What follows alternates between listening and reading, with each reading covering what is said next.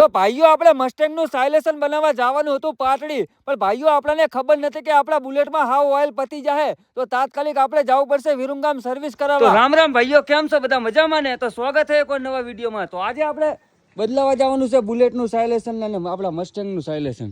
મતલબ કે આપણે મસ્ટેંગનું સાયલેશન સ્ટીલનું લગાવવાનું છે. અત્યારે આપણે ટાઈમ પૂરતું આમાં શોર્ટ પંજાબ સાયલેશન લગાવી દીધું છે. આપણા બુલેટનું અવાજ મસ્ત કરે છે, નો ડાઉટ, પણ આપણે આમાં સ્ટીલનું સાયલેશન લગાવવાનું છે, ઊભું આવે એ. તો આપણે આ કંપનીનું સાયલેશન છે, તો જોઈ લો. આપણે આટલો કટકો લઈ જઈએ એટલે આ પ્રમાણે આપણને સાયલેશન બનાવી દે સ્ટીલનું. પછી આપણે લઈ લીધો કટકો હાથમાં અને નીકળી ગયા આપણે પાટડી જવા માટે. પણ પહેલા મળી લીધું આપણે સુલતાનને, અને સુલતાનને મળીને જાતા હતા બુલેટમાં આપણે જોયું તો ઓઇલ તો આમાં ઓછું હતું ભાઈઓ. તો હવે આપણે આને ઓઇલ બદલાવા છે વિરુંગામ લઈ જવું પડશે, કારણ કે ઓઇલ આમાં ઓછું છે, દેખાડતા જ નથી ભાઈઓ. તો કઈ વાંધો નહીં, આપણે બુલેટને પણ તૈયાર કરી નાખ્યું અને હવે લઈ જઈએ આપણે પાટડી. એને કારણ કે આપણે પેલા સાયલેશનનો ઓર્ડર આપી દેવી, આપણે બનાવવાનું છે ને ત્યાં, નાની ભૂંગળી પણ બદલાવાની છે. પછી આવી જાય આપણે પાટડી વિશ્વકર્મામાં. આ કને સ્ટીલનો સામાન પણ મળે છે ને સ્ટીલનો ગમે વસ્તુ કરી આપે છે. તો પહેલા આપણે જોઈ લીધું સાયલેશન. તો આ સાયલેશન તો આપણને ગમતું નથી, કારણ કે અઢીની પાઇપ છે, કારણ કે આ સાયલેશન તો આપણે પાથરું પડે. તો હવે આપણે નવું સાયલેશન જાડું બનાવવું પડશે. તો આ ભાઈનું પહેલા બનાવી દો. આખા ગુજરાતમાં ના હોય ને આવું, તો આ ભાઈ એમ કહે છે કે આખા ગુજરાતમાં કોઈને સાયલેશન નહીં હોય ને એવું સાયલેશન હું બનાવી આપીશ. તો આપણે ઓર્ડર આપીને નીકળી ગયા બુલેટની સર્વિસ કરાવવા. પણ આપણે પહેલા લેવાની હતી આપણા બુલેટની ભૂંગળી, કારણ કે આપણે બુલેટમાં થોડોક અવાજ ઓછો આવે છે.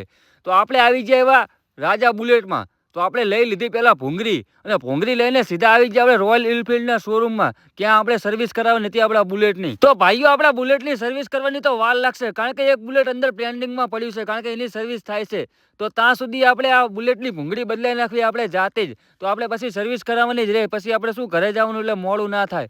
તો આપણે ખોલી નાખ્યું અને બુલેટનું ભૂંગળી પણ આપણે નાખી દીધી. તો જોઈ લો કેવું ફિટિંગ થયું છે, કારણ કે બુલેટનું સાયલેશન આપણે બહાર નીકળતું હતું, હવે થોડુંક અંદર જતું રહ્યું. અને પછી કરી નાખ્યું આપણે સર્વિસ કરવાનું ચાલુ.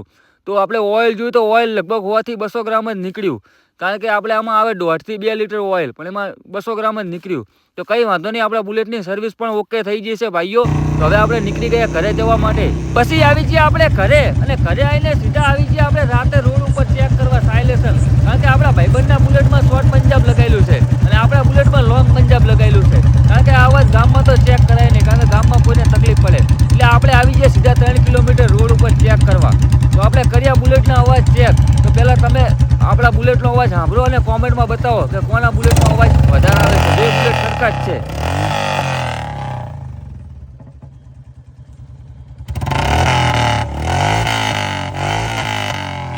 તો ભાઈઓ આપણે બુલેટનો અવાજ પણ ચેક કરી લીધો છે અને હવે જવાનું છે આપણે ઘરે.